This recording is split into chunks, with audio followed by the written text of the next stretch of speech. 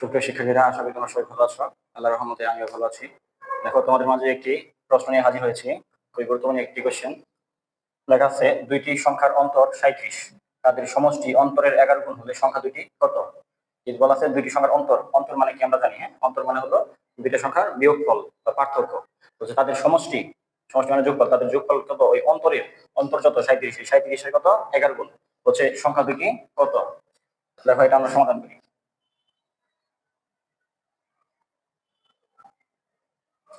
ধরি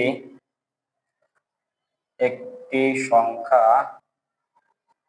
এক্স, তাহলে অপর সংখ্যাটা কত হবে? অপর সংখ্যা, যেহেতু এখানে দুইটা সংখ্যার অন্তর মানে দুইটা সংখ্যার পার্থক্য দেওয়া আছে 37, তাহলে একটা যদি এক্স হয় আর একটা আমরা কি লিখতে পারি?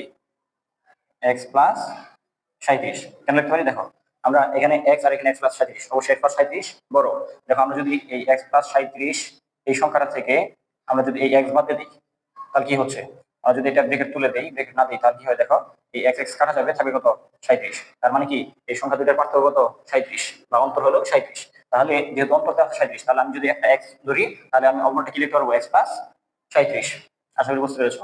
এখন বলা আছে তাদের সমষ্টি, তাদের সমষ্টি মানে এই যে দুইটা সংখ্যা এক্স আর এক্স প্লাস 37, এই দুইটা সংখ্যার সমষ্টি কত? অন্তরের 11 গুণ, অন্তরের 11 গুণ। আর অন্তরটা কত আছে? 37-এর 11 গুণ। তাহলে প্রশ্ন মতে এই যে দুইটা সংখ্যা, একটা এক্স আর একটা কত? এক্স প্লাস 37, এই দুইটা সংখ্যার সমষ্টি যোগ করলাম। এই একটা সংখ্যা, এটা একটা অংশ, এটা একটা সংখ্যা, এটা একটা পুরো একটা সংখ্যা, এই দুই সংখ্যা যোগ করলাম বা সমষ্টি করলাম। এই সমষ্টির কত? বলছে অন্তরের 11 গুণ। অন্তরটা কত ছিল আমার? অন্তরটা ছিল এখানে, অন্তরটা হলো 37। আর এই 37-এর 11 গুণ, 37 গুণ 11, এটা হলো আমার সমীকরণ। এখন আমরা এটা সমাধান করে এক্স এর মান বের করবো। দেখো, যদি আমরা ব্রেকেট তুলে দিই তাহলে কি হবে? এক্স প্লাস, ব্রেকেট তুলে দিলে এক্স প্লাস 37 ইকুয়াল, এটা গুণ করি, গুণ করে দেখি কত হয়।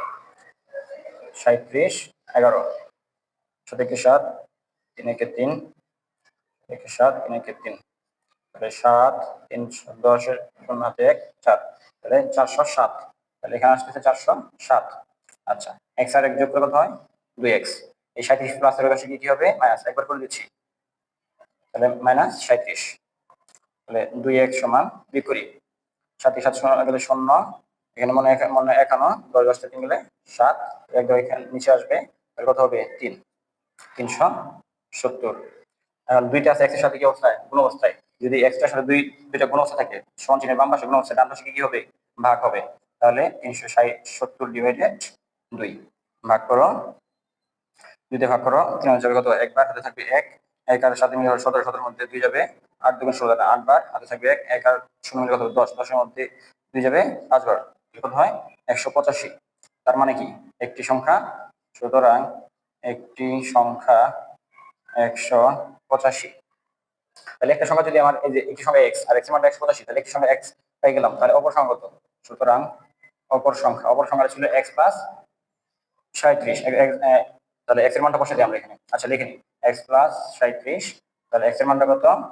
185। 185 যোগ 37, যোগ করো, 5 আর 7 12 2, হাতে থাকবে 1, 11 8 9 9 আর 3 12 12 2, হাতে থাকবে 1, 1 1 200 কত? 22। তাহলে এই যে সংখ্যা দুটো আমার বেড়ে গেল। তাহলে একটি সংখ্যা কত? 185, আর একটি সংখ্যা কত? 222। আশা করি তোমরা সবাই বুঝতে পেরেছো।